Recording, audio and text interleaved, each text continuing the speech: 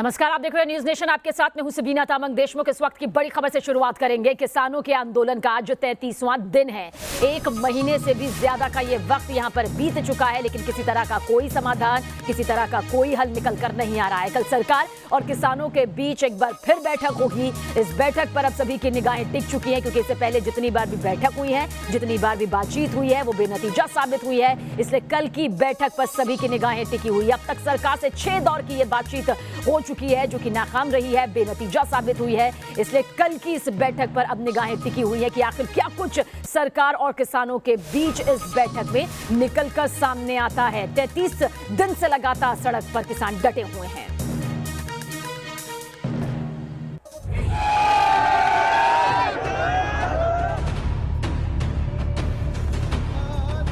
बत्तीस दिन से अन्नदाता का आंदोलन जारी है।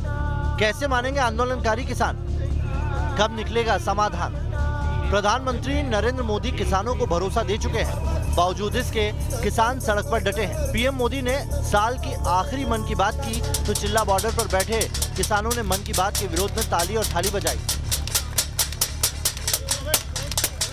प्रधानमंत्री की मन की बात के विरोध में नोएडा के चिल्ला बॉर्डर पर किसान फिलहाल ताली और थाली बजा रहे हैं। किसानों का यही कहना है कि मन की बात हुई, लेकिन उस मन की बात में किसानों के मन की कोई बात नहीं की गई। सरकार ने, प्रधानमंत्री ने सिर्फ अपनी बातें की, दुनिया भर की बातें कर ली, लेकिन उनके बारे में कोई बात नहीं हुई। मोदी जी की मन का बात का इस तरह विरोध किया आप लोगों ने? मोदी जी मन की बात अपने मन की बात कहते हैं, दूसरे के मन की सुनते ही नहीं है। ये सरासर अन्याय है, गुमराह कर रहे हैं लोगों को। मोदी जी को दूसरे के मन की बात भी सुननी चाहिए, किसानों के मन की बात सुननी चाहिए। थाली क्यों बजा रहे हैं? थाली हमें इसलिए बजा रहे हैं कि मोदी जी के कान में आवाज पहुंच जाए हमारी। अभी नहीं पहुंच रही? अभी नहीं पहुंच पा रही, कब पहुंचेगी वो जाने। सरकार को जगाने का काम कर रहे हैं, इसलिए ताली बजा रहे हैं, सरकार की नींद खुल जाए। दिल्ली में किसानों का जमावड़ा बढ़ रहा है। देश के अलग अलग इलाकों से किसान दिल्ली कूच कर रहे हैं। ट्रैक्टर पर सवार होकर किसान दिल्ली आ रहे हैं। क्या लगता है कि 29 तारीख को जो सरकार के साथ वार्ता है, उसमें क्या आपके मुद्दे रहेंगे और किस तरह के समाधान निकल सकता है? हमारे मुद्दे तो शुरू से ही चल रहे हैं कि तीनों कानून जो हैं ये वापस हों। इससे अलग किसानों का कोई मुद्दा नहीं है, और इसी मुद्दे को लेकर लड़ाई है कि जो 3 काले कानून सरकार लाई है, ये जो है तीनों तत्काल वापस लिए जाएं। और यही सरकार से एक मांग है। वार्ता भी सरकार ना करे, तीनों कानून वापस ले ले, सभी किसान अपने घर लौट जाएंगे। इस बीच किसान आंदोलन का समर्थन करने वाले दिल्ली के सीएम अरविंद केजरीवाल सिंघू बॉर्डर पहुंचे। उनके साथ डिप्टी सीएम मनीष सिसोदिया भी थे।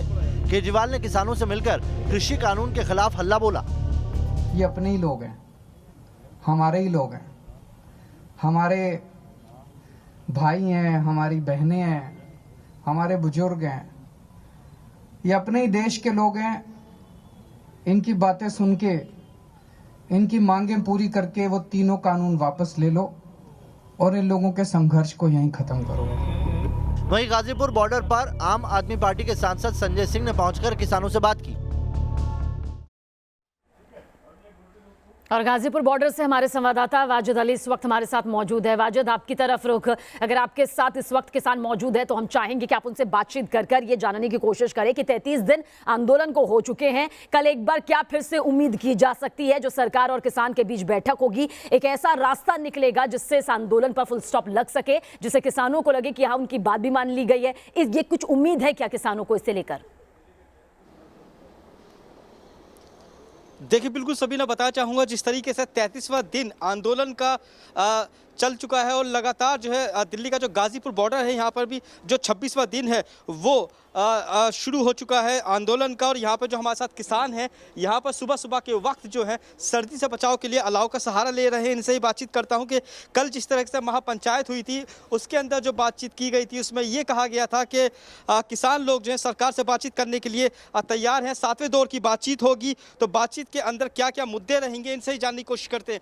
ये बताइए, आप लोग अब सरकार से बातचीत के लिए राजी हो गए, कल बातचीत होनी है 29 दिसंबर को, तो क्या क्या मुद्दे रहेंगे? क्या बीच का रास्ता कोई निकल सकता है? सर देखिए, मध्यस्थता एक बहुत important person, very important person.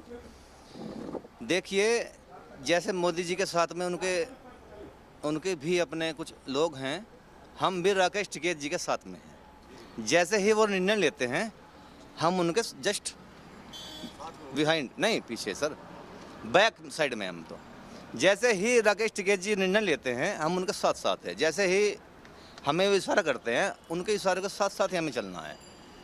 जैसे तैसे भी कहते हैं हम तो बिल्कुल तैयार हैं सर। यानी अगर राकेश टिकैत जी कह देते हैं कि आप यहाँ से खाली कर दीजिए बॉर्डर और बातचीत बन गई है, तो आप लोग यहाँ से हट जाएंगे, चाहे कानून वापस ना लिया जाए? अभी के अभी तुरंत तत्काल अगर राकेश टिकैत जी हमें बोलते हैं कि आप यहाँ से चले जाइए, तत्काल प्रभाव से एकदम हम कुछ कर लेंगे सब। जी आप क्या कहेंगे इस बारे में? हम भी इस बारे में यही कहेंगे जी, और जो राकेश टिकैत जी इनको हो इनसे भी चले जाओ तो भी चले जाएंगे जी, जो बच्चे होंगे वही करोगे जी हम तो बस। और हमारे से कोई बात आपको हम कह नहीं सकते, और कुछ जो हमारे में कहोगे सर जी उसी के साथ में रहोगे हम तो भाई। राकेश टिकैत के हम जी बिल्कुल सबीना, साफ तौर पर जो ये किसान लोग हैं इनका यही कहना है, जो इनके नेतागण कहेंगे ये वही करेंगे। अगर वो इनसे अभी बोलते हैं कि रास्ता खाली कर दो, अपने अपने घर चले आए, तो अभी अपने अपने घर चले आएंगे। इनका ये भी कहना है चाहे बिल वापसी हो या ना हो, लेकिन ये लोग अपने नेता की बात मानेंगे। तो साफ तौर पर कह सकते हैं कि ये लोग जो है अपने नेता के पीछे चलने के लिए मजबूर भी हैं। नजर बनाए रखिएगा आज की इस पूरी तस्वीर पर, आगे भी लगातार आपके जरिए दर्शकों तक अपडेट पहुंचाते रहेंगे।